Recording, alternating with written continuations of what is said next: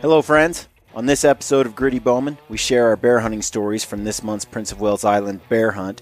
If you have the time, I highly recommend that you watch this episode on our YouTube channel or on Gritty Bowman TV through iTunes or Podbean, because we've inserted a ton of video footage into this podcast.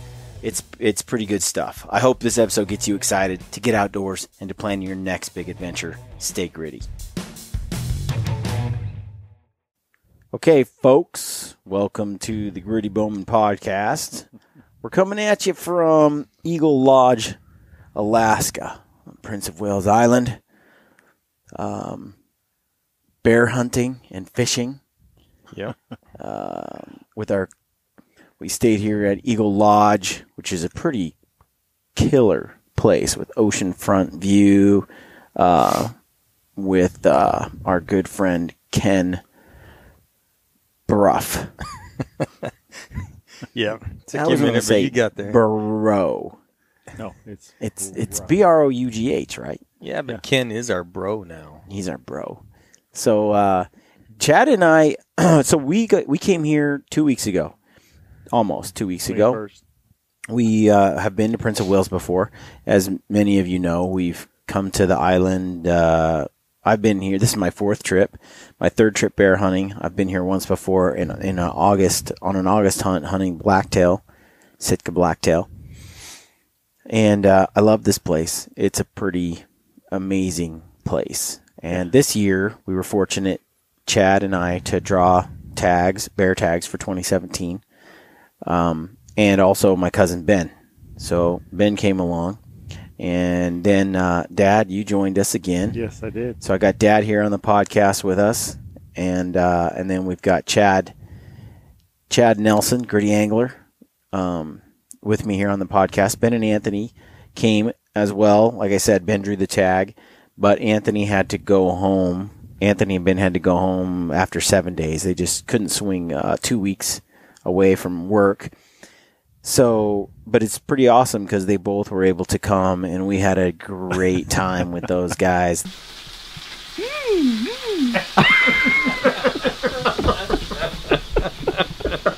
The five of us slept in this luscious, illustrious cabin that we're in right here. It's quite comfortable, actually. It's actually my style, right up my alley. Yeah. Nice and cozy. And the week those guys were here might be the smelliest this room's ever been. Right. Yeah. As soon as they left, things cleared up right off the bat. Most definitely. Ben and Anthony have gastrointestinal issues, and lucky. they'll deny it. They'll try to say it was me or Chad or something, but it's complete falsehood. It's all them. They smell bad. 100%. 100%. But no, we came here and we had a blast. We're going to kind of, on today's episode, we're going to talk a little bit about Chad and I. We tagged out a couple days ago on two bears. We're going to tell you that story. We're going to talk about Ben's story. Really wanted Ben and Anthony to tell the story of that hunt, but unfortunately, they were down to the wire, getting the bear processed, frozen sealed in boxes, meeting with the sealer. They did that the night before they left. Yeah. 8:30 at night. And then getting off the island and catching their flight. I mean, it was all, there just wasn't time to cram in a podcast with them, which we had all the best of intentions, which would have been fun because that chemistry is Those two are pretty good. But we'll have to rain check it. But we're going to talk about their hunt a little bit as well, because it kind of ties into the overall experience that we had this week at Prince of Wales, and then kind of share some things we've learned since coming here this trip, and some little tips on, just our general opinion on the travel here and different lodging options and all that kind of stuff. And different methods to hunt black bears, too. Yeah, absolutely. Learned a lot. So, where do you want to start?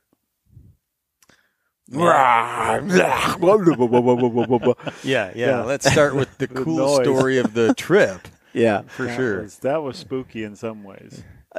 So Chad and I are a few days into our hunt, more than a week. Seventh day. Seventh day. And we'd seen just a few.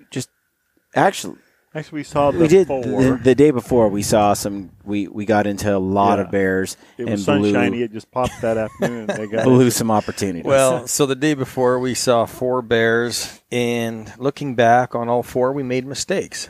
Mm-hmm. Yeah. We blew a few stocks. We passed on 2 bears that we shouldn't have passed on. Yeah, it's ironic because so that we should just bring that up. We've never hunted from a boat in Prince of Wales before. You watch Steven Ranella in Meat Eater, and he's cruising the shore in a canoe, and it's all relaxing. And he's like, "No, I don't want that bear. Yeah, I want that bear." That's a whole lot different than hiking logging roads and beating brush like I've done in the past. Yeah. But you got to have access to a boat, and we did this DIY last time. We drove here and took the ferry. Yeah. And we didn't procure a boat But you guys actually just hiked right out of camp. And shot we did. your We bears. we stayed in a wall tent, and we did it as cheap as we could. Just drove up here. Yep. I was living in Portland at the time, so driving up to Bellingham, Washington was like a 4-hour, 5-hour drive. We just drove onto the ferry, and then all our gear, everything was in the truck. Showed up here on Prince of Wales Island, drove around, found a spot to park, and hiked logging roads and used game cameras and kind of figured out the And place. You brought everything but the kitchen sink too. So it was it was a nice trip. We could do anything we wanted. That's the benefit of taking the ferry. Yeah, exactly. You're not limited really on gear. Yeah.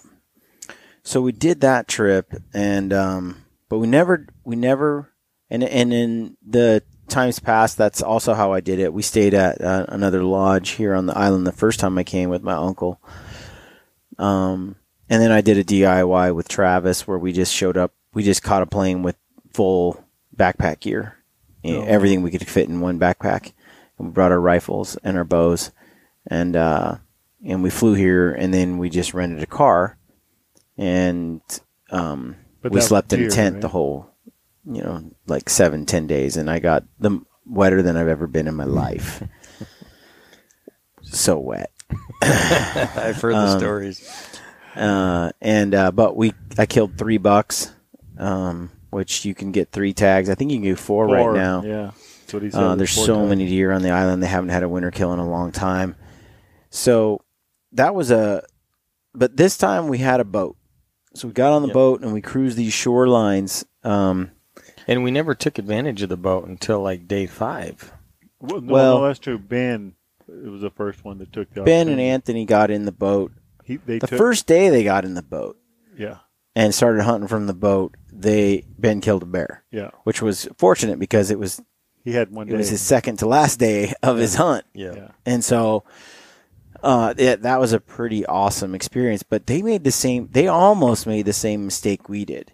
And that is, it is so difficult to judge a bear. At 350 yards, though. I don't care how close you get. You're just like, true.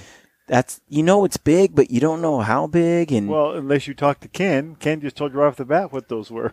Oh, yeah, so did we once we got back to the cabin and could look at the video for and we're 30 minutes. Oh, crap. Yeah, so Ben goes out, and he's with Anthony. They spot a bear. And it's just cruising around, eating mussels and grass on the shoreline. And it's low tide. And they hop out of the boat and get where the wind is right and get pretty close to the bear, but turns out it disappeared on them once earlier, and it became a really close call for them, almost losing the bear. I didn't know they lost it. I could see it from the shore. He didn't go out of my sight because he just walked around into the inlet. You stayed in the boat. Yeah. And there was an and inlet you were out there. in the water. I'm out in the water, way out in the water, and I'm watching it. You drove him to the shore, dropped him off, and then drove back out in the ocean. Back out. And you're pretty far out, just watching this whole thing unfold. I'm way out there. But you can't see Ben and Anthony anymore. But I you don't can know see where the they bear. went to. But that's how they lost it, because that bear went up the little draw, and they couldn't see up the draw. But he was just walking in the grass. He was staying out of the rocks. So then smoke signals. Well. Then when they got on shore, Ben was worried about the bear disappearing out of view, but they sat there, and this is the funny part. They have video of it for 15 minutes. They're sitting there. The bear is in the crosshairs, in the scope of the rifle, and they're arguing and discussing whether or not to shoot this bear because they think it's too small. Right. Yeah. And Anthony's like, and Ben's like, it's too small. I've come all this way, and he really wants to shoot a good bear because he's never been to Prince of Wales Island. You draw this tag. It's a big expense, especially for a guy like Ben. It's not. Yeah. This is a big deal coming here. Oh, yeah. So he wants to come home with a good bear representative of the island and what's possible here. And he can't figure it out. He can't decide. He's like, is it big enough? Is it not big enough? And Anthony's saying, come on, Ben, we can go find you a bigger bear. But then I think Anthony was actually saying later, he was like, how much time do you have? You're down to the wire. You have tomorrow. You got tomorrow. And that's it. And it's going to take all day if we shoot it now to get it ready for tomorrow. And it's the first bear they'd seen. Yeah. That's one thing we forgot to mention is they have not seen a bear all week. Yeah. If he steps in the bear, you can take him. I don't know. What's your debate? I told myself I wasn't going to be picky and choosy. But he's not huge. No, he's rubbed out like you said. He's not bald. He's just got a light spot. And so now it's like Monday, Tuesday, Wednesday, Thursday. They've hunted 4 days and haven't seen anything. No, this is a pretty good setup. It's Thursday, so we got Friday, Saturday. I probably should kill him. I'm thinking the rest of your trip would be relaxing and fun. Yeah, it doesn't have to be huge. First bear. Yeah, we'll kill him. Okay, those rocks on the way to your barrel, are they? No. If he goes to the right, will they be? No, I still have a good right about there. Yep. And they thought it was just an average okay bear. Yeah. I'll try to call your shot in case you miss, but we're probably going to just have a second if you do. Just make a good first one. He's walking up that log going towards the timber, but I think we should move now that he's gone. We might as well get closer. Go over there and get on that gravelly beach. Yeah, all the way off these rocks. Well, turns out it was a freaking monster bear. One of the biggest on the island in a long time. Yeah, I think the sealer said it's the biggest skull he's measured in 3 years. Yeah. 21 inches. It's Yep. It's 15. It's 20 and 15/16 inches. Yeah. So, I mean, you're talking 21 inches. Oh, no, Ben, hey. You're going to be very happy with this bear. He's a little rubbed, but he's bigger than we thought. I underestimated him. His head's pretty good sized head.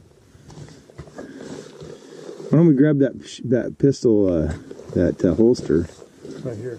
You got the holster? And put that away so Ben doesn't shoot one of us. I trust you. You shouldn't.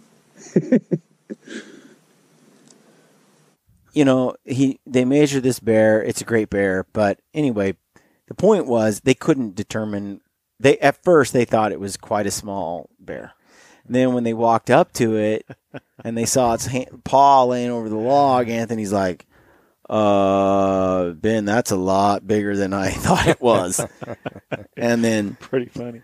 Anthony walked around the log to see the bear laying on the other side, and he's like, Ben, you're going to be really happy when you come to this side of the log. And sure enough, it was He's a like, Ben, monster. we were so wrong on this bear. And Anthony's like, this is the first time I've ever hunted bears, shot a bear, and then felt like it was way bigger than what he originally thought. Yeah.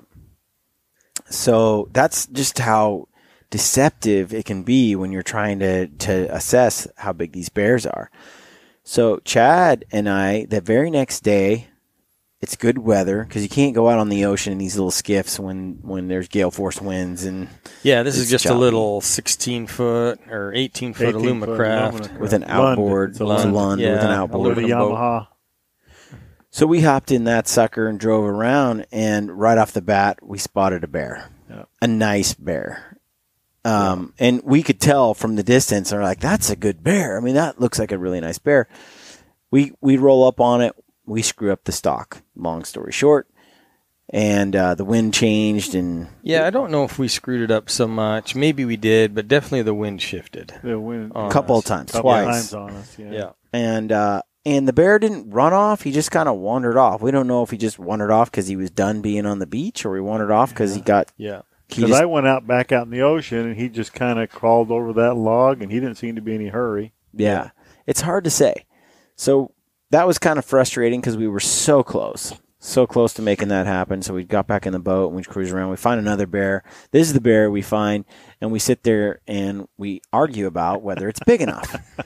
The roly-poly. And we do this thing for 5-10 minutes, and we're like, yeah, we're going to pass on it. We don't think it's big enough.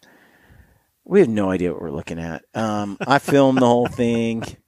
We're like, yeah, it's not big enough. I'm trying to reference it somehow, and it's so hard. The one thing we did know is it had a perfect coat. There was no rubs on it. Perfect coat. And that's unusual for Prince of Wales Island. Well, yeah, and that's why we came the first week of May. May 1st, because we really did want a bear with a better coat. And typically, the later you get into the season, as soon as you approach late May, June, July, a lot of times their butts are all rubbed and their paws are all rubbed, and so you get these giant bears, but they don't have the very nice coats on them. So, anyway, we just figured that there was something, and in the north end of the island, that we hear people say that it's a little cooler up here. The bears seem to have better coats. I don't know if that's true. I've shot all my bears on the south end of the island, including the bear I just shot. That's true. Yeah, guys have told us that the north end is usually 1 to 2 weeks behind in terms of grass growth, vegetation, snow melting, and so we think maybe the bears too come out of hibernation a little later than south end of the island. You might mention that's like 90 some odd miles difference, Yeah. Yeah, It's it's a not long. short, It's a 2-hour drive from where we're at. Yeah.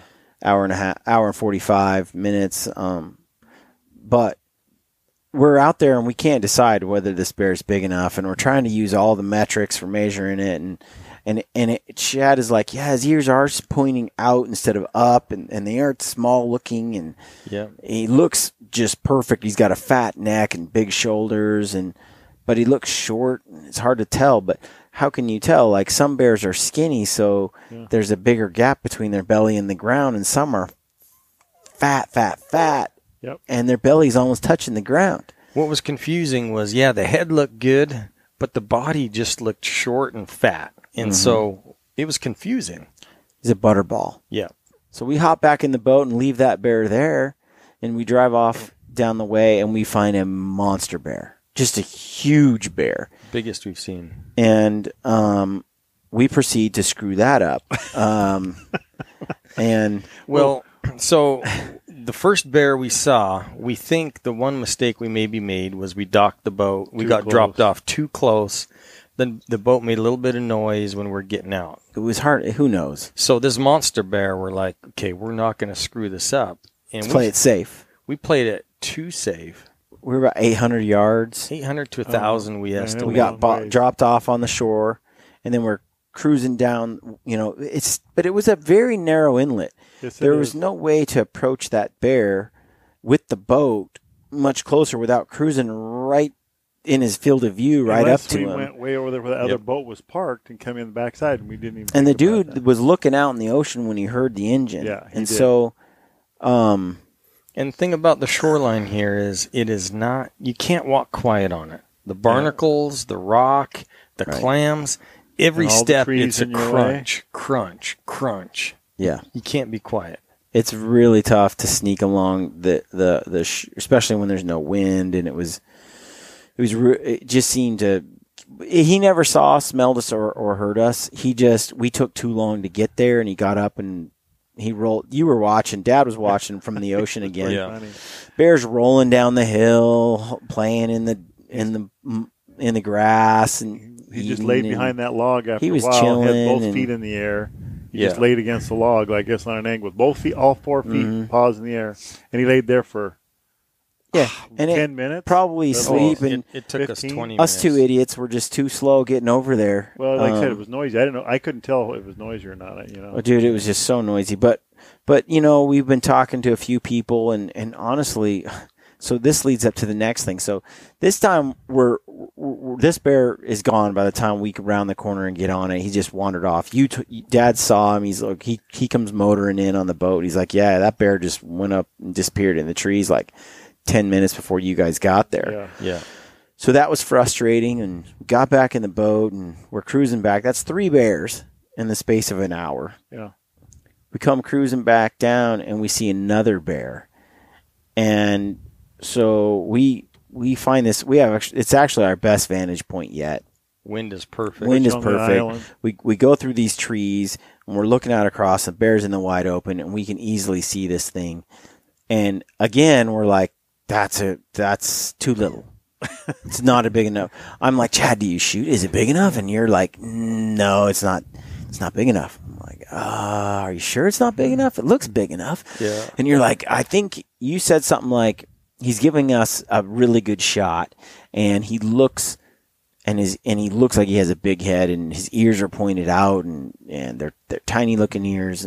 But again, he kind of had that butterball look. Yeah. So we're like, but his coat was perfect. Beautiful. And we're like, should we get closer? So then we're like, let's just balls out, go for it, go as fast as we can, just run up on this thing and see what it looks like. Let's get a closer look. Yeah. So we grab the gun and the bow, and we run over there. And Chad's like, go ahead, shoot it with your bow. I mean, it's a great bow hunt, great bow stock. Perfect opportunity. Shoot it with your bow. Chad's thinking it's not big enough for him. So I wasn't sure. So we cruise over there, and we get like 20 yards from this bear, and its black butt is facing me in the tree line. And you can see this big black butt, but you can't see anything else. And I'm like, is it big enough, Chad? And he's like, I don't know. Is it big enough? It's like we couldn't tell. And so we come around the corner. Anyway, I get this bear quartering away, broadside, quartering away, not broadside, but quartering away from me at about 20 yards. I'm ranging him on the rangefinder, and I'm like, and I was going to do the little Aaron Snyder mouse squeak and get him to turn sideways, and I was going to punch him with the arrow. But I was like, is he too small? And again, it's hard to see. He's right there, right on the edge of some timber. He's 20 yards away, but his head was always pointing away. Yeah, I never saw his head. I just kept seeing his shoulders, and I could have squeaked and had him stop, but I didn't know if he was going to go in the timber or not. And I was like, I've done cases where I squeak at him and they run off. I wanted you to shoot because I had it on camera. It was the perfect opportunity to get it on film. Yeah. So I was like, I almost shot him. I was this close to shooting him, and the bear never knew we were there, ever. And I thought he might turn sideways and give me that look at his head, and then all of a sudden he just turned right and boop, just was gone that fast. Yeah. So I was like, should we squeak? Should we not squeak? And I'm looking at Chad, and we're like, well, he wasn't big enough anyway, right? He wasn't what we were looking for. Right. So we come back. That's 4 bears in a couple hours. And 2.5 hours. Well, I'm frustrated. I had a mini meltdown. You did. A temper tantrum in the boat for just a moment. Just a brief moment. Should have done it. We just stuck Brian in the front of the boat and let him cool off. It was so dang close, and we just didn't make it happen each time. And I had the bow, and then I was like, I was frustrated because I didn't know if passing on those 2 bears was a smart move or a bad move. And we get back to the cabin here, and later we have Ken look at it, and later we're looking at it, and we're like, we're idiots. First we looked in the heat of the moment. I was like, Then we get back and we really look at the video, and I'm like, dude, that's a big bear. Nice bear. Ken just, I just like what he does that. He just, I mean, you just gave him a bleep. He goes, oh, that's a good bear. He said, at least 6.5 foot. Yeah. Yeah. He's like, at least 6.5 foot on both the bears we passed. Yeah. Perfect coats, big heads. Yeah. He's like, Yeah, that was a mistake. Mature boar. He's like, 2 mature boars. Especially with a bow on that one. And with a bow. And I'm like, dang it. Like it's so hard to say what you're seeing, Yeah. Fortunately, by the time we showed Ken, we'd already shot our bears and filled our tags, so we didn't feel as bad. Yeah. That is but true. I didn't feel like such a schmuck because we already killed a bear, so yeah. But I still felt it still chaps me. It still bothers me. It was a mistake. Yeah. Yeah. So anyway, that's and it can easily happen the other way where you think you're shooting a big bear and you come up on it and it's like a young sow or you just, and so we're very cautious. I don't want to shoot a sow. Right. I don't want to shoot a sow. Well, that's the reason you came early too. And and that's the other thing is hedging your bets on a boar. The boars seem to come out of hibernation earlier than the sows. So if you're here the first 2 weeks, generally if you see a bear, it's going to be a boar. In general. Yeah. Now, but there is times when you see a bear and it's a shooter. And we saw a couple of those. We're like, definitely that's a shooter. Yeah, the one. But there's those ones in that 6 to 6.5 foot range, at least for POW, that you're not sure about. Yep. The reason that one's a shooter for sure is the height. Yep. It's just so tall. The bear is so tall. The back. It looks like a polar bear. Right. There's a big gap underneath the belly. You can see that the legs are like 2 feet, tall. He's got a big body and a big long neck. It looks like a polar bear. To put it in context, the last bear we saw before we shot ours is one Ken passed on last year that he regrets, and he says that one would have scored 7.5. 7.5 easy, 7.5 foot bear. And we had that. We had seen that bear the day before. It stepped out in front of us, and we're both like, shooter. I mean, without hesitation. Yeah. Big hump on his shoulder. Just looked like a giant. And so when we saw that bear, now we're comparing these butterball 6.5 foot bears to this long and lanky polar bear. And different genetics. Your different bodied bears. Yeah. And that was another thing, is we were kind of looking for a certain look. And the hardest ones to judge, I think, are the ones that are just fat like that. Yeah, the butterball. Because they just turn into one giant black blob. And there's no shape, no definition. You can't quite tell where the shoulders are, where the legs are. It's all just a big, round, black thing. Right? Yeah, totally. And so it makes it really tough. It's a good bear in general. But now, and I learn every time I do this, I learn more and more. And I just hadn't seen, I've seen more bears this trip where I got to study them and watch them for a long time than I've ever done on a previous trip. And that's primarily because of the boat. Exactly. Because of hunting from the water. I was able to see bears, judge bears, and analyze and look at bears much more than in the past where I was hunting in a tree stand, on a trail, or I was walking logging roads. Usually my opportunities and the glimpses I'd get of a bear is just there and then gone. Yep. And with the boat, you can get to shore quietly. You can judge the wind. I mean, you can put yourself in position to be in a stock within minutes. Right. Well, that's kind of what you did on that first stock that you tried that weekend in Blue. We went over to the one side, remember? Mm-hmm. We're going to drop you off. And we got to shore and we put the wind. Whoops, that's not going to work. Yep. Back out to the ocean and go all the way to the other side. So we thought we had it whooped. Yep. And then it the wind switched on changed you as soon as you got over there. So I don't know. Yeah. I think it would have been easier. You might have got a shot, right? Because all it was just those trees. I don't know if you could have walked around the ocean side or not, if it was too steep. So yeah, you're right. Hunting from a boat, I mean, you're able to cover, just within 2-3 hour period. How many miles of shoreline were we able to cruise by, glass, and just spot bears? And you can pick them out from half a mile away. Yeah.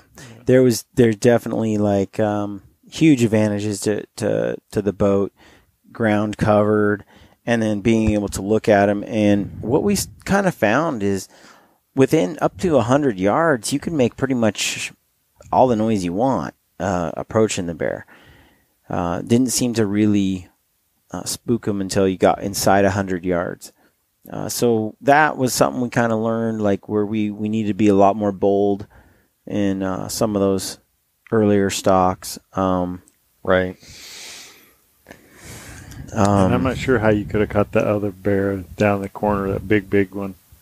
I don't know if it would have been better to go all the way around and come back. I don't know. That was a hard canyon to get to, without. I think if we just walked way faster and just made noise up to about 100 yards and then started creeping, we'd have been fine. Yeah. You might be right. But we were trying to be quiet.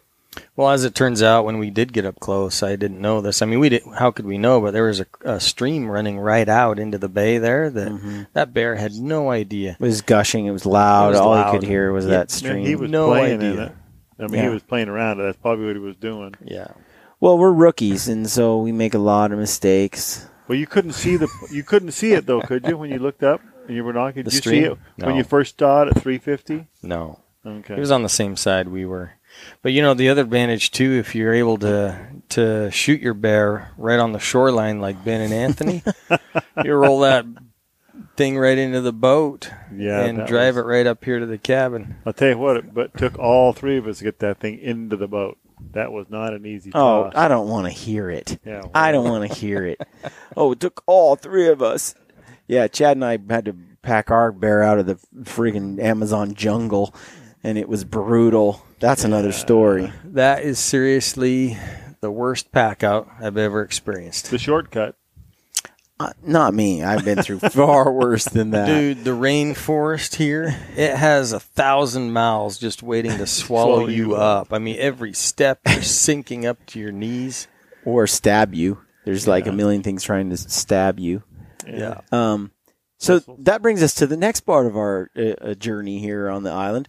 Chad and I are we go out to this area we've been before. We're hiking some logging roads because the wind and the rain is such that you can't hunt from the boat.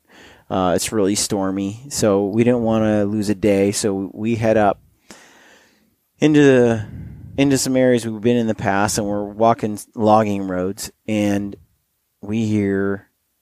We hear some trees breaking. First, we see fresh bear scat. Yes, we see fresh bear scat, so we know there's some bear in the area. But then we hear what sounds like a tree fall. Dude, I hear a log snap, and I know that's either a black bear or Bigfoot. And I'm pretty sure it was a Bigfoot. So yeah, we experienced this last time we were here in 2015. We were sitting there walking the logging road, and we heard timber, like 3 or 4 trees just fall and hit and then just tearing stumps apart, and a little bit later a bear comes walking out.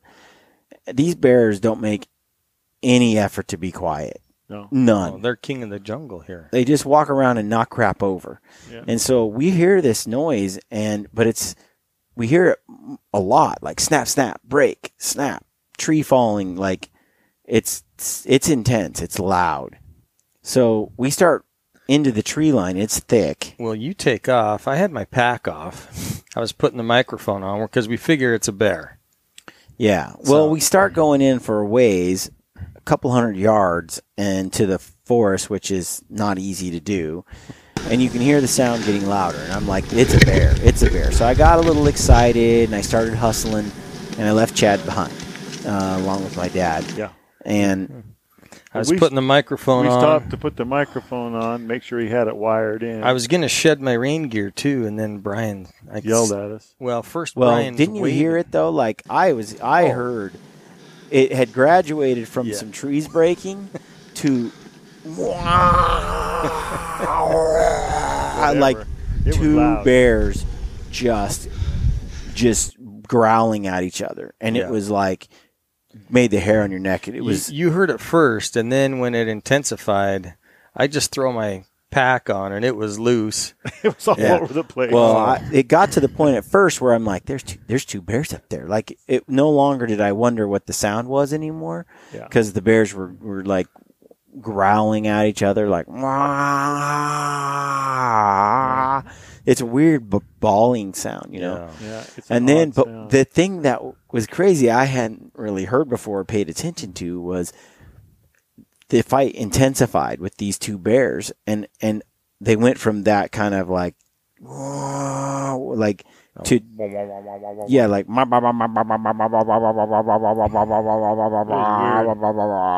it's like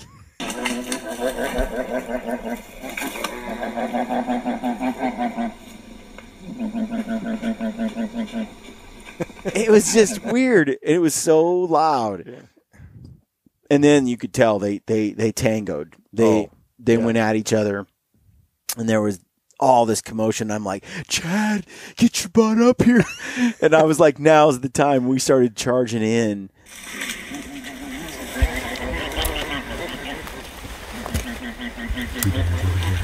I just kept running up the hill, getting closer and closer. I was running straight to this bear fight. Was exhausted. And I wanted to see these two bears fighting, and I knew if they were busy fighting each other, we could do whatever we wanted. And so all I kept doing was checking the wind and then just going straight at them. 200-yard mad dash to get up there. Yep. And then when I was so winded, I was like, Chad, come on.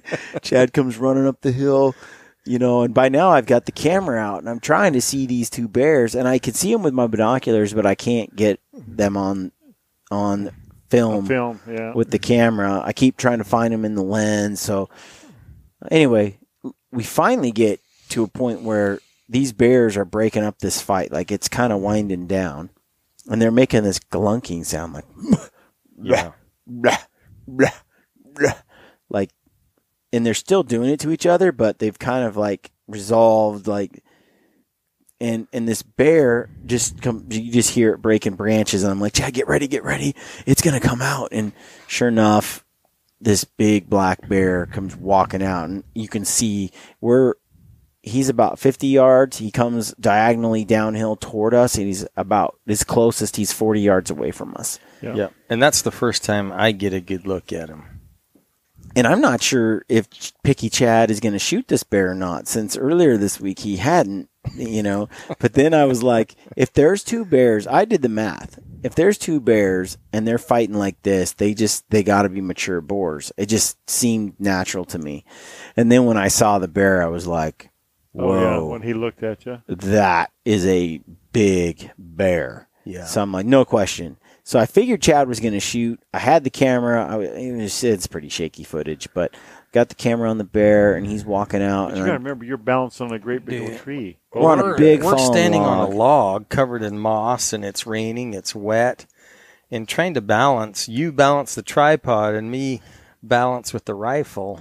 When you came running up the hill like the Clampetts with your backpack all disheveled, all the straps undone, your Benrode monopods hanging out the side. I thought I lost that at one point. Yeah, you did. Because I hadn't strapped anything down. I just threw it on and ran. You come running up the hill, and I see that pack going everywhere. I almost fell over at one point, turning a corner. And I'm like, get your pack off. Because I was like, there's no climbing on this log and making this shot and doing all that with this backpack on. Yeah. I'm like, get it off, because it was a mess. And you had just tried to get your microphone situated when I was like, no time. And I was waving you up the hill, so you just ran up. But you got there. You got the gun trained on the bear. And I've got that new Kimber Mountain Ascent rifle. And it's a 270 short mag, and it's got a muzzle brake on it, which I almost took off, but I was like, we'll just put in our ear protection. Yeah. And we'll just leave it there. I had my ear protection in my front left chest pocket. Yeah, I had mine in my pocket over here, too. And in the chaos of the moment, as I'm filming these bears fighting, no time. I didn't put the earplugs in. And I get the bear up, but I'm aware of this. And Chad's got the gun out, and I'm like, I'm like, don't shoot. Okay, shoot now. And you got him. And we're doing this whole thing, whispering back and forth. And that bear hears something, and as he's walking by, he stops and he looks right at us.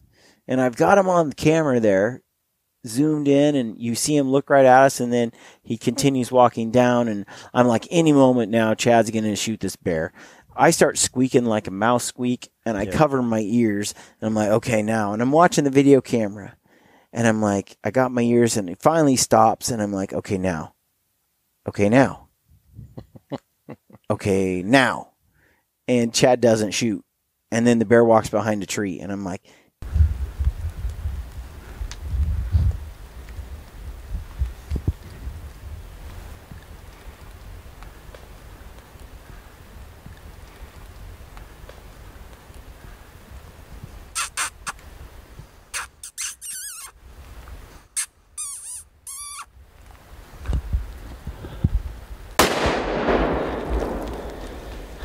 dude, I'm freaking deaf. I'm deaf. Do you see him? dang it. I take my hands off my ears, and as soon as I did that, Chad pulls the freaking trigger with the muzzle like right next to my ear. Just 6 feet away, 5 feet away, and I am deafened. Never, ever be around a rifle with a muzzle brake. I mean, everyone that shoots a rifle is probably going, no kidding, you idiot. But, it was just, it all happened so fast. And I seriously couldn't hear out of the right ear at that moment. I'm like, I'm deaf. I'm freaking deaf. And Chad, I'm like, do you see the bear? But I'm holding my ear. And I'm just going through shock here. For the next minute, I'm trying to whisper to you, and you didn't hear a word I couldn't hear him. He kept saying stuff, and I'm like, what? What? I'm thinking, quit whispering. I can't hear. So, anyway, the bear, you shoot the bear. You make a good shot on the bear. It actually goes a little further, and you get a second shot. But well, he dropped, and then I was shocked he got up, and I put another one in him. And my ear is covered. I mean, my ear's uncovered. I covered my ear for the second shot, and but I didn't get it on film. I was more interested in preserving my hearing than videotaping the next part.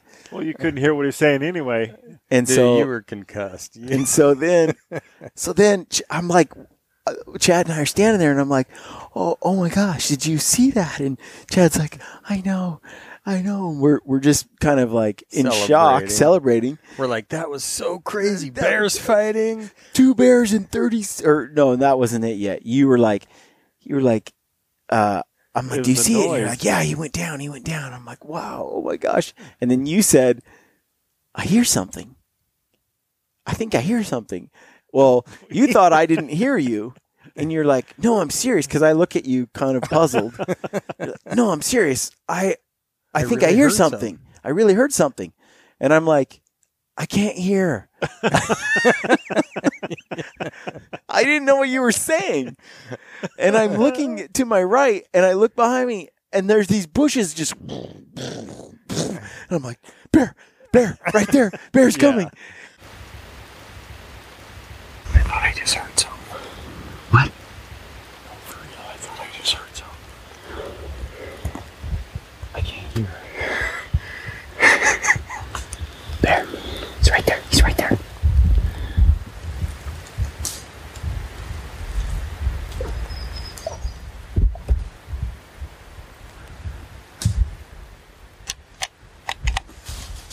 Come on, Dad. He's right here. He's right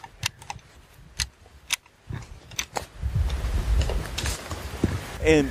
And there's the other bear. To our amazement, he didn't take off when the guns went off. He didn't care at all about the gunshot. He's 40 yards, now 30 yards. And I'm like, gun, Chad, gun. He's coming to check us out. Give me the gun. And, well, Chad just fired the gun, and we needed some more bullets. And so I'm like, load the gun. So Chad's loading the gun. And keep in mind, I brought the one rifle. And my bow, and I was hunting with the bow, and you were hunting with the rifle. But then, in this moment, I'm like, you know what? I'm going to try to shoot. I want to shoot this bear, however big. If the other bear was that big, and quickly I was thinking, the bigger bear, I couldn't tell which one was bigger, but I got a glimpse of this bear as he was coming down the hill toward me, and I was like, that's a big bear. Well, and the bear I shot left first, so we kind of assumed the other bear won the fight. Yeah. Because you could hear the other bear up there. Never could see him. And then the bear you shot was kind of like, okay, fine, I'm done. I'm not going to fight anymore. And he was the one walking away. The other one was like, still making some noise here and there. Like, yeah, that's right, buddy. So, but we figured it was a pretty good bear. But of course, I wanted to lay eyes on it first. But then I saw it walking down the hill. Well, Chad was loading new rounds in the rifle, and at that moment, the bear's coming down. And he closes to within 20 yards. Yeah, and he looks mad, and he's going like he sounds like a moose, like the yeah, and he's glunking kind of with his throat, and he's knocking trees over, like they're just he's just powering through the trees. I'm like, that's not a little bear. And I see his head come over the top, and I'm like, whoa. And then I look at his front leg, and I'm like, that is and I turn the camera off. And at 20 yards, I just felt like I was standing there alone without a weapon, and he was pissed. Your self-preservation instinct. Yeah, and I was like, I just ran with the camera down the 10 feet little mound I was on down to where Chad was on. Give me the rifle. And then he heard something at that point, like he's like, okay, something's a little odd, and maybe he saw me. I'm not sure, but he's like. He stopped glunking, stopped knocking trees over, and he's like, maybe I should get out of here. And he turns around and he starts moseying away. So you get me the gun, we get the camera turned on, and now you see the bear kind of walking up the hill away from us. Walking straight at us. Now he's walking away, and I get a really good look at him because he's only 25, 30 yards away. And I'm like, huge bear, super gorgeous coat, and that was the one thing I wanted when we came here. Was I really wanted, if I was going to shoot a bear, I really wanted it to. All my other bears have been rubbed. Mm-hmm. Even my BC bear with Aaron the year before. I mean, everything's been a little rubbed, and so I wanted a bear with a great clean coat, and this bear had that, and he was just a stud. So I knew I wanted to shoot him. And the bow was like 20 yards down the hill. Where you took off your pack. Where I took my pack off. Yeah. I was really focused on getting Chad a bear. And so now I'm like, give me the gun. And I wanted to get this bear. And we had been hunting for 7 days. And although we'd seen some good bears on the beach, this one I just knew I wanted this bear. Right. And so, and I'm thinking we can get it on film too. And we'll have 2 bears in like 2 minutes of each other, and the story with these 2 bears fighting and stuff. And it was just all of it was just a really cool moment. It was 2 minutes of pure gong show chaos. It's amazing we got anything on film. I know. I hand Chad the camera. I'm like, get down here, get on the camera. So he's got the camera on, and he has me the gun, and I'm like, it's loaded, right? You've got lots of bullets in here. But the problem is, when you hand me the camera, I'm standing on this tree stump that is just crumbling under my feet. Yeah, it's caving. I have it set up on this log, and because to see through the jungle, you had to set the camera up just right, and you're standing on a stump, and it's just falling apart. And so you keep climbing the stump back up to get the bear in there. And then for a second, I couldn't find the bear because he moved. And anyhow, the shot's a little out of focus. It all happens so fast. Yeah, and the thing is it's dark. It's dark in that forested area. And it was raining, and it's pouring rain. And to find focus in that little camera with the viewfinder it's tough. And so it's happening all really fast. And I'm like, Chad, you got it? Can you see it? Do you got it on the camera? Do you got it? And the bear's walking away. He's leaving my dreams. He's about to poop on my dreams. He's about to escape my grasp. And I'm like, come on, Chad. And I start mouth squeaking it worked with your bear. I mean, he just totally stopped and gave you that shot. So I'm squeaking on this bear, and he is like, he keeps looking behind him and then walking and looking behind him. Finally, he's like, I gotta figure out what that is. And he stops and he stands up, and he's on his back legs, and he's just looking down the hill like a human, which was a little eerie. Like when he stood up, I was like, well, I see your vitals now. Like, because before it was just a blob, just a black back, and you could see his head, and you really didn't have a shot because there was too much timber and brush in the way. But then he stood up, Yeah, and it's like in his full glory. Whoa, and you're like, easy. And I'm like, and Chad goes, okay. It's right there. Wait.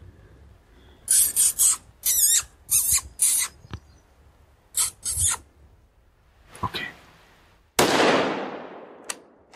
And I had the crosshairs on him. As soon as you said okay, I pulled the trigger. And so when I said okay is when I finally find him in the viewfinder. Just for a second. But I didn't. I was just reaching to focus. Yes. And all of a sudden, boom. I couldn't. As soon as the gun shot, the battery died in the camera. Yes, that was the other thing too. Is as soon as he shoots, I shoot, and you see the bear. It's a black blob, but it drops instantly. Out of frame, can't see nothing. And I was like, "It's over." Like he crumpled right there, and the camera dies instantly, like right as soon as that happened. Yeah, just a little bit later, but there's no time for us to celebrate. So I swap out the camera battery instantly. You're like, battery. So I throw in a new battery. I had to tell you 3 times because you're deaf. I couldn't hear. And then you can still hear my bear moaning, like doing this death moan. Yeah. He kind of, when I shot him, he kind of rolled down the hill a little bit, and when you shoot a bear, generally they'll do what they call a death moan, and you kind of know, they kind of let you know where they're at when that happens. Yep. And you hear that moan, and you know they're dead. So when it did the moan, I was like, it was just for a few seconds, and then it was over. But we had the camera back on, and I'm like, and you were like, you were down below me a few in the bushes, and when I had come up I ran, once I shot him the first time, I ran around the corner to see if I could get another shot, another angle. Went back, you brought the camera to me, actually. I threw a battery in, and I was actually looking at the bear, and you're standing there, and you're like, oh my gosh, he's right there. I'm like, yeah, he's still moaning. You see it? Yeah, he's moaning. Oh, geez, he is right there. Right there. I think he's down, Chad. He dropped. Dude.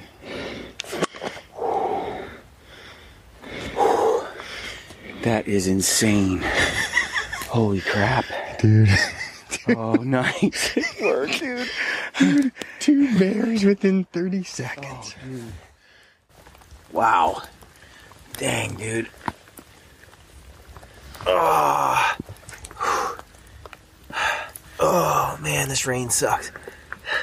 Good POW bear, nice coat. That's what I wanted. As a bear.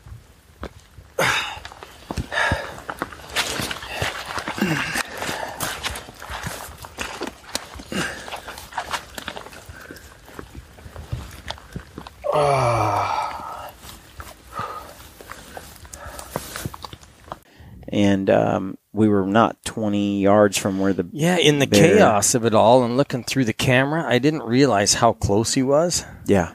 And then I get up to where you are, and it's like he's not 20 yards, it's like 15 feet. Yeah. No, he was super close. And that was the one thing, like Chad, when I said, bear, give me the gun.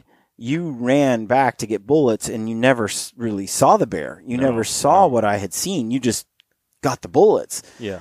And he had closed to 20 yards, and then when he was going back up the hill, you hadn't seen him then either. You only found him in the camera. You're like, where is he? I'm like, right there, right there. I say right there like 3 times, like that helps you at all. Yeah. Like, right there. That's good instructions, yeah. Anyway, it was pure chaos for sure, but we got it all on film. We managed to get it done. We got some of it. We got some film, and it was a pretty. What was really special about it was just the location of it. Is if you want the true POW experience, that jungle was it. You can see it in the pictures. It's just crazy, ridiculous. Yeah, it's dark and gloomy. Coming from the deserts of Utah, that is it's like we're on another planet. We can see my bear, so we know it's down. So we decided to go and check on Chad's bear. We're going to find Chad's bear right now.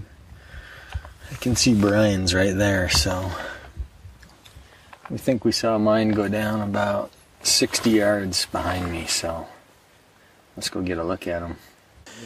And we don't get very far, and we realize that his bear's not there. It cruised off to a new place, and where we saw it go down in the heat of the moment, I mean, we were busy watching where it went down when the other bear came walking right into us. And so somewhere in the moment, in all of that, Chad's bear managed to get back up with a gunshot through his shoulder and chest and lungs and wander off. But we didn't know at the time that you'd hit him there. So now the bear is gone. I knew he did a little Houdini. And I thought it was a good shot, and I saw him drop. And so he was hurt. I mean, it was surprising that he wasn't there. So I'm like, well, Chad, let's give him a few minutes. If we don't know how well he was hit or whatever, let's... And immediately when Chad realizes that that bear is not where he thought it was going to be, you had a mini meltdown. I was okay with it. Yeah, whatever. It wasn't a meltdown. It was just disappointing. For Chad, it was a meltdown. The deja vu, what that was. It was deja vu to 2 years ago. Yeah, which was a full day of tracking that bear and having to sleep on it and not knowing if I'm going to come home with a bear or not. Yeah. That was disappointing. Yeah. Well, we went to where I saw this bear. I saw him pile up and drop. And I thought he was down, but he's not there. So we really, it's just, especially in this kind of country, it sucks trying to find a wounded bear. Because, I mean, that's when you're at the most dangerous, right? Like, you're trying to track an animal that's been hurt. You're backing it into a corner. It may or may not be that wounded. You can't freaking see. Everything looks black in that jungle. Yeah. There's holes everywhere, and you're like, is he in that hole? Is he in that black hole? Is he in that? You're just waiting for this bear to come out and maul you. Well, and we found blood, but it started raining again, and that was another frustration, too, was thinking maybe that blood trail is going to get washed away. Which is a legit concern. Especially in that much rain. You like to use that blood trail best you can because it can really point out where you can lead you right to the bear, and if it's washed away, it's tough to find. So we decided to give him a few more minutes, and we go back up, check out my bear, and then after about an hour, probably, we went back down the hill and got on Chad's blood trail, and that bear decided to go down into a mini into Hell's Canyon, like just this straight down cliff into this steep ravine, and there's a big creek running through the bottom of it with waterfalls and such, and his bear decided to crash bang right into the middle of that creek. Yeah, I don't know how far he made it down that gully until he rolled down. I don't know, but he was at the bottom of it. Yeah, he had to crawl though once he got to the bottom to get over all those logs and into the middle of the creek. I mean, true. I don't know. It just goes to show how tough these bears are. Yeah, it was about 120 yards from where I thought we were going to find them. And straight up, mostly rolling downhill. I mean, it's a but it was but that ravine was straight up and down on where he went down. But before we found the bear, we found two really good pools of blood. Mm-hmm. So we knew he was hit hard. Once that second pool of blood we saw, we're like, oh, he's dead. Yeah. It's just where is he? Yeah. You know. So that was reassuring. We both felt like, oh yeah, there's no way he's alive after that. But I get down to him, and his head and shoulders are piled up underneath him, under a log, under a rock, kind of in a hole in the middle of this creek. And so just his butt is sticking up. And I walk up to him, and I was like, holy crap. I thought he was bigger. Yeah. We got a good look at him, and I thought he was a good bear. That's why I shot. You're still standing a ways off. Yeah. And for a minute there, I was like, I made a mistake. He's not that big. And then shot a young bear. And then you helped me pull him out. I was like, whoa. And I looked at you and I was like, can't be. I saw the bear in the frame. I was like, there's no way that's a mistake. That's a young bear. There's just no way. I saw him walking through the trees and clear up and stare me right in the face. And I'm zoomed in and I've got the camera on him, and I don't know if I had a better. Your scope was on 3 power, but I got a good look at him, and I was like, nah, he's bigger. And so when you told me that, I was like, I can't be. And then we pulled him out, and he's a giant. Big bear. Shoulders and all. Probably 350, maybe pushing 400 pounds. He was big. Yeah. Big body. And big head. So we got out of there, and it took us most of the night to skin these bears. And it sucked. And then we took a shortcut, which is never a good idea in Alaska, ever, to take a shortcut. Because it wasn't a shortcut. Because we could hike out of that steep cliff ravine and get back up to where we were and then hike out to the road. Or we could just, since he came halfway down the mountain after that, is just go down the ravine he was in to the road. Well, that proved to be a serious mistake, a flaw in judgment. I blame my father. we were just following our tracker guide, expert leader, Mr. Gritty Bowman. Oh, well, that was your first mistake. No, and boy, were we wrong. Oh, man, I had no problem grittying through it. These girls I had to wait for. I stayed back because how many times did we start on one path and you just ended up coming back up and going around? We were getting cliffed out and treed out and devil's clubbed out. So finally I learned, I'm like, no, that doesn't look good. He's going to end up coming back up. Oh, dude, it was really hard to pick a way through. I must have hiked 3 times as much as they did because I would go down and go, oh, that's not going to work, and come back. Plus, we're carrying heavy loads. So, and every log breaks that you step on, every piece of solid ground that looks solid, your foot sink up to your knee. It's really hard for, I think, if you've never hunted in Alaska. Like, we were talking to Ken, the owner of Eagle Lodge here, and he was like, yeah, I kind of have to chuckle when someone says, I'm just going to go to the top of that hill right there. And he's like, they're not going to the top of nothing. Yeah. They don't understand what it's like to go through this forest to that point. Yeah. There's no just, I'll be right there.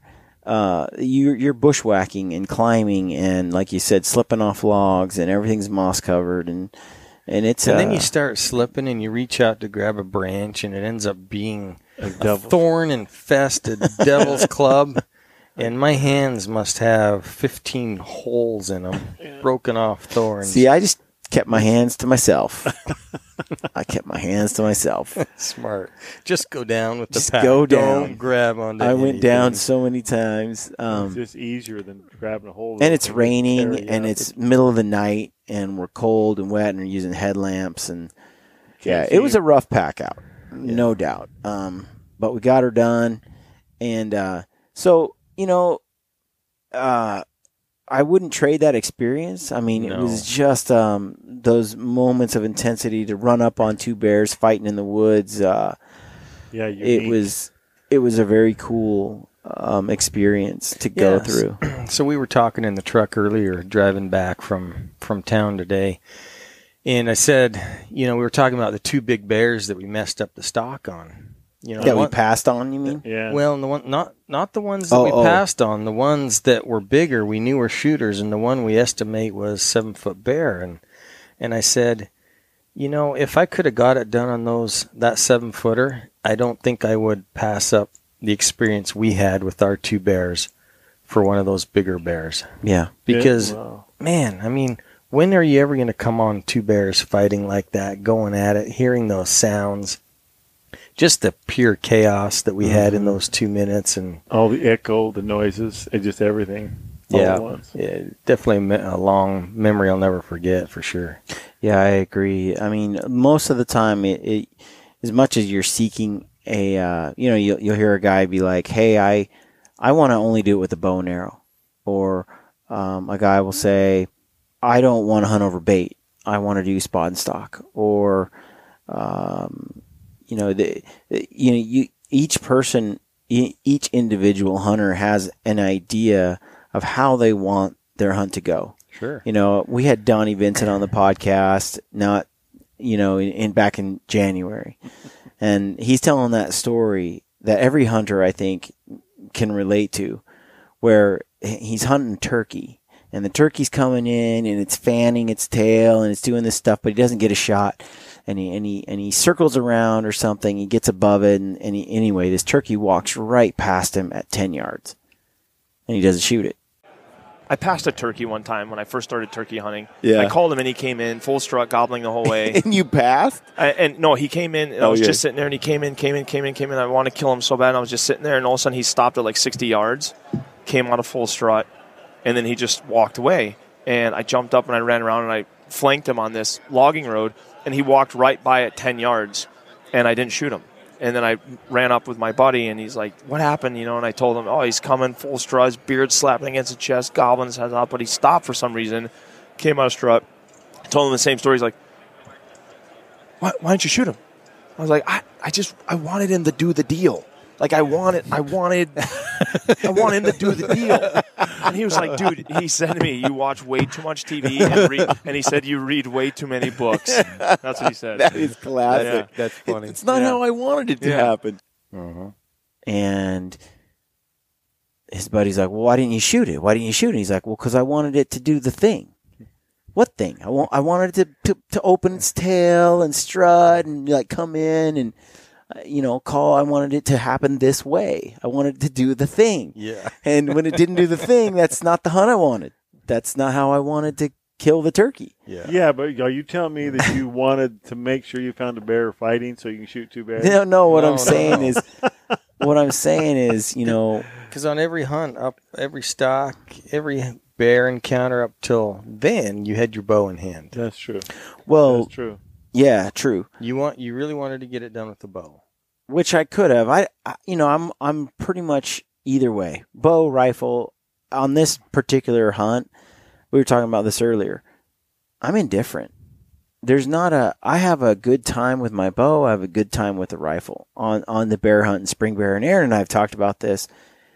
Hunting with hunting bears is kind of our fun hunt. Mm-hmm. Our hunt that we don't put too much pressure on ourselves. We're just out in the spring. We're just out having a good time. Anthony's the same way. He's like, it's just, and I'll tell you this, if people haven't hunted bears, don't think they're like super hard to sneak up on, because they're not. They're about one of the easiest animals I've ever tried to stalk. As long as the wind is right, they're blind as a bat, and they can they say they have great hearing, but I've walked right up on them lots of times. So as far as, spot and stalk with a bow, I don't think a bear is that big of a challenge. As long as you got the wind. Yeah, as long as you've got the wind. Well, I had a blast shooting it with the rifle. And this is only the third big game animal I've ever shot with the rifle. Everything else has been with my bow. Well, I was just saying that everybody has an idea of how they want it to happen. True. Right? And I couldn't think of a more awesome way than to run through the woods at the sound of breaking branches and bears brawling and getting in close and having that happen. That's sort of that adventure I was looking for. Yeah. And what really got me was when you shot your bear and the 2 gunshots didn't bother that bear at all. I'm deafened in one ear, and so I don't hear this bear coming down the hill. Now I watch the video from him. I'm like, dude, he's making a ton of noise. It's no wonder you heard something. I know. He's like, but I could not hear at the time. I saw movement is what happened. In regards to your busted eardrum, you repaid the favor. Yeah, I did. So the other day when we found cell reception, I told this story to my wife. Yeah. We're talking on the phone, and she's like, "What do you mean you handed the gun to Brian to shoot the bear. Why didn't you shoot it? And I said, well, honey, I can only shoot one bear legally. She's like, well, the other bear's coming down the hill at you. You shoot that thing. You don't hand the gun away. I know. So I have, you have bear spray and a handgun, for backup, and it's on my backpack, which was 25 yards further, 30 yards down the hill from where I was standing when I filmed Chad shoot the bear. Right. And so I'm telling my wife the story, and I'm like, yeah, and so I'm like, give me the gun, Chad, give me the gun. She's like, didn't you have your own gun? Didn't you have, bear spray? I'm like, well. Technically, yes. Yeah, but it was a little ways down. She's like, what? Which is so funny because it doesn't even cross my mind that, there's going to be some bear coming after me or anything. But that bear was close, and I don't think he confused. He just thought it was that same bear still around or making hustle and noise or whatever. But to us, neither of us ever thought that bear would still be around. Oh, when I saw him coming over the bushes with the shoulder and the head and stuff, I was like, that's close. That's like spitting distance close. Yeah. And that's when I'm like, I look down at you and you're just a quick jaunt down the hill. And I'm like, yeah, I'm moving, and I ran down there and set up that camera. Somewhere in there, he did see something or hear something because he turned around and started moseying up the hill. But he never smelled us, and so he never beat feet out of there. And no, he was just going back and forth up on the mountain. He was gruffing though. He was making noise. He was still pushing brushes over. Oh, yeah. But when I squeaked though, you could tell he still had testosterone. He couldn't help but stop. And even when he stood up and looked, it's too bad the camera's not in focus because I have the image indelibly imprinted in my brain, but he stands up and he looks down the hill, and he doesn't look down the hill like, what is that? He looks down the hill like, I'm going to kill you, whatever you are. He has a really aggressive posture on those hind legs. He's just claws up forward and he's just kind of leaning down the hill and it was real intimidating. But it made it really easy to shoot him through the heart.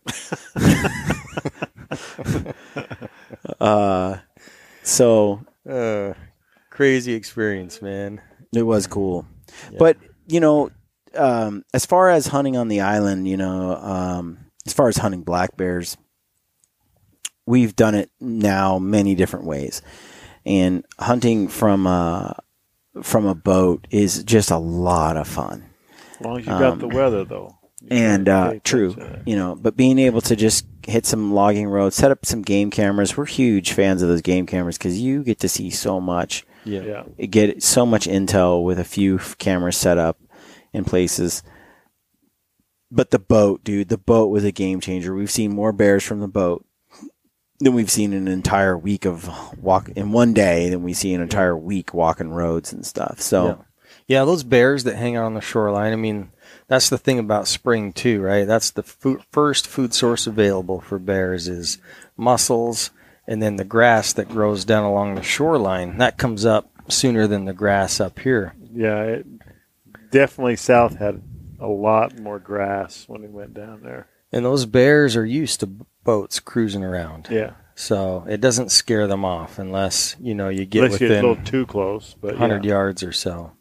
So you can cover a lot of ground quickly, see a lot of bears, and get in for a stalk. But if you see a bear and he looks up at you in the boat, as long as you're motivating, he watches you and you're still moving the same rate, you're not paying attention to him, he just goes back to his feet. Well, there's so many boats cruising by out in the ocean that they kind of just ignore the sound of a boat. Unless it gets too close. Yeah. At least that's been our experience. Yeah. Ken said the same thing. Yeah, plus when you have a boat, you can go out and catch crabs every day, which has been really cool. That was the other thing is we have boxes full of frozen crab. Being able to go out, and we had a few pots out every day, and pretty much it's filling dinner. It's been dinner for us almost every night. We've had crab almost every night. We had rockfish and cod. A few cod. Black cod and Pacific cod. And fresh oysters, which are amazing. Yeah. The seafood has been awesome this trip. That's another thing we didn't really partake of last time, being, driving up here on a road, not having a car or anything.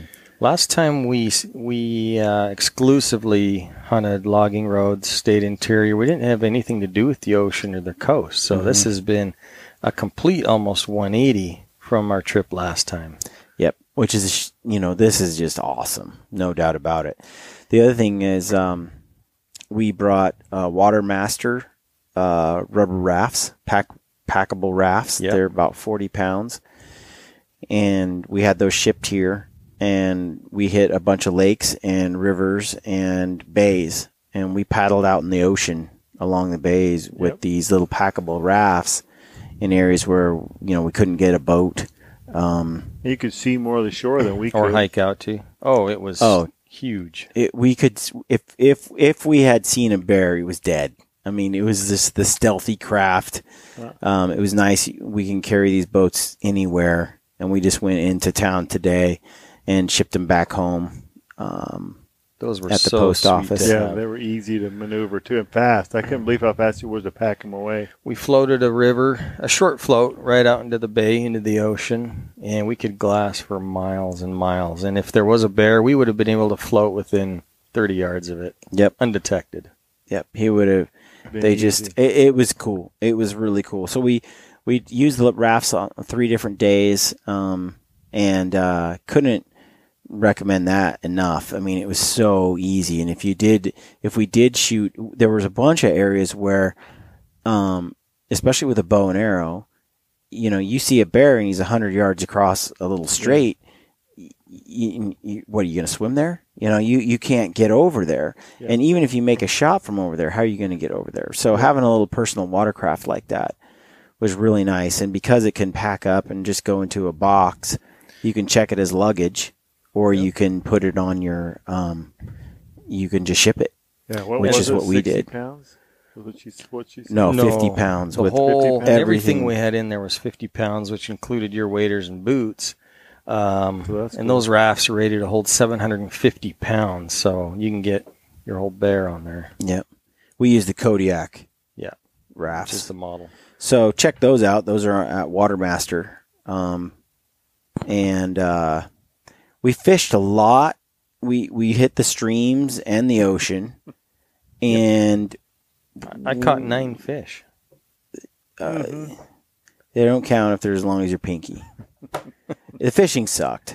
In that case, I caught 0. The fishing sucked. We had a really tough time, and we talked to a lot of people. All the rivers, all the freshwater fishing, and the ocean fishing. And the ocean fish hadn't come in yet. The crabbing was awesome. Yeah, crabbing was awesome. The fishing was not. We had a hard time. We're a month too early. Yeah, about a month too early. Everyone kind of says the same thing, and the same thing for the streams and the river. They say they're steelhead running, but we're still a little early for that. It seems at least the rivers we hit, there was not a steelhead to be seen. No, the salmon run doesn't start till late June, early July. So for fishing, the first week of May is not a good time. No. The halibut come in next month, so if you want halibut, any fish, basically. So when we were here and we shot my bear like June 3rd or 4th or whatever it was in 2015, people were catching giant halibut and their limits within a couple hours on all their fish. Yeah. And the fishing was super hot. And that was the first week of June. But we're here a month earlier than that, and it's been brutal. Yep. So we kind of disappointing there. Yeah, we just didn't have our expectations were much different. But you got what you wanted in the bears you needed. Well, and we did it in the time frame we wanted. We wanted to fill our tags early, so we had 3-4 days left to fish, which we did. But the fishing just was non-existent. Yeah. He said that water though in the ocean it can change. You just kind of have to. Yeah. May is just hit and miss. You just don't know when something might come in and where you'd be catching it. He said last year, the 1st of May, they were killing it. By the middle of May, they were going crazy with halibut. Yeah. Well, the last 2 years have been unseasonably warm up here. Yeah. Mm-hmm. This year was heavy rains and which cold. brings up another point which we talked with Ken about in an earlier podcast, and that was hunting blacktails up here. Right now is probably some of the oldest age class deer that they've had in a long time because there's not been a heavy winter in a long time. So, and we're seeing, well, on a half-hour ride in the car, over 100 deer. I went and took Ben and Anthony that one morning to the ferry, and I stopped counting at 117, and I was 30 miles away from home still. They are literally everywhere. Yeah, everywhere. A lot of deer. So that's something I'm really intrigued about. I really want to try hunting, getting a nice Sitka blacktail buck off of Prince of Wales Island, and then later I want to do Kodiak, and Suzanne's going to be stoked. I'll go to the land of brown bears. No, for blacktail. But I think there is good mountain goat hunting on Kodiak too. Yeah. She years ago, she's like, I don't care if you go hunt in Alaska as long as you hunt where there's no brown bears. And so, but hence your fourth trip to POW. But since then, she's learned that bears are not. I got it. We're good. No big deal. We'll see. So anyway, POW has big black bears, and man, hunting from a boat is the way to do it. If you can do it. And then as far as how to camp, there's lots of ways to do it, and you can come and do it just with a backpack, DIY, rent a car with a buddy. That's about the cheapest way you can do it, and I've done that before. You just take all your backpacking gear with you, and you want to bring I would highly recommend a tent with a stove, like a Kafaru Tut or Sawtooth or something. Because, you got to be able to dry out. Or even a teepee, because you're going to need a fire and to dry your things, because you're going to get wet most of the time. I've come twice, so it didn't rain a single day for 12 days straight. And then I've been on trips like this one where it just downpoured on us 2 or 3 times, and then it was sunny and rained 2 or 3 times and sunny for a couple of days, and just on and off. It's rained probably 60% of the time here. And I've come on a trip where it rained 9 out of the 10 days, and 8 of those 9 days it was torrential downpour. So, that's just how the island is. It's just how Southeast Alaska is. It's just this little cabin we're in. It sleeps 6 guys. It's $2,000 for the week. Mm-hmm. This is a great option. It's got a full kitchen, full bath, 3 sets of bunk beds, and it's been really comfortable. Yeah, and so a lot of options. Dry. We can always dry out. Yeah. For $350. What is that? Roughly $350 a guy if there's 6 guys. Yeah, for a week. You come here with 6 buddies, $350 each. Yeah, it's pretty hard to beat, and you got a boat and a car. You can come right out in the bay and get all the crab you can eat, and get on a boat and fish. You can fish yourself, DIY, or you can go with someone. Ken can hook you up. And literally the 4 bears we saw that one day, Ben's bear, were within a 10-minute boat ride of this cabin. That's really close. Yeah. Really close. So many options. We really liked Eagle Lodge here, and that's a great one. I've been in Thorn Bay before, stayed at a place in Thorn Bay, and we stayed one night in Craig or Klawock. Craig. In Craig. Yeah, at a nice hotel. Yeah, a resort lodge. That was after 12 days of camping. Mm-hmm. And you just packed up the night it rained. We talked about this, and one of the ways you could do it is come for a week and stay in a tent, and then the last 4 or 5 days of your hunt, go to a lodge or something like that, or bed and breakfast place, and that could kind of split the cost, right? Because by the time you've been in the woods for 6-7 days and you're wet.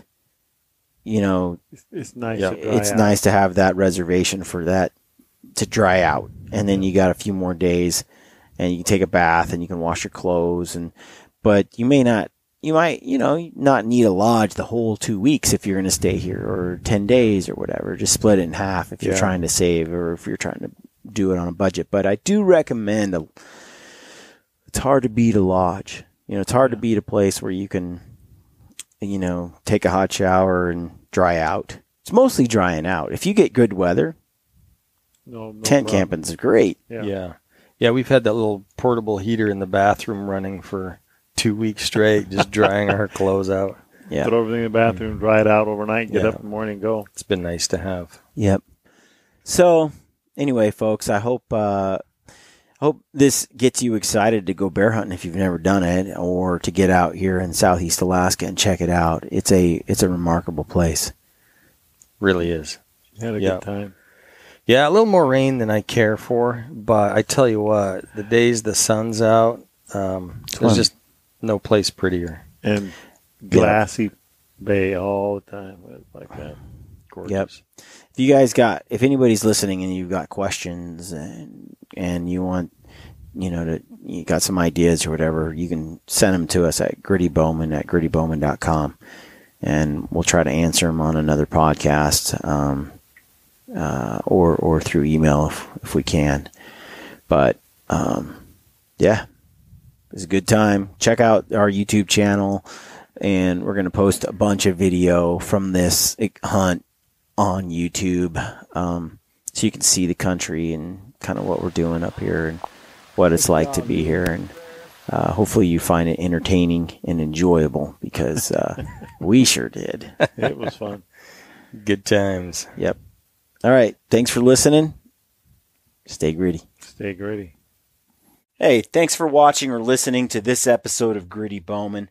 As I said before, I hope this show gets you excited to get outdoors and to plan your next big adventure. We shared this episode with our friend Rich at Watermaster. He's the dude that owns those sweet packable rafts that Chad and I talked about in this episode of Gritty Bowman. Rich has given us a coupon code for all of our listeners, so you can get a pretty solid discount on one of these boats if you use our Gritty coupon code. We actually have a number of deals like this that we've set up with various companies that support us, and we've added them to a page on Gritty Bowman. So you can just go there and see what it is, what deals we've made with companies. Go to grittybowman.com, click on the link Gritty Deals, and you'll see a small list of companies that offer our listeners a discount on their products. And Aaron Snyder and I are going to be adding more and more companies to that list throughout the year. Go check it out. And as always, stay gritty.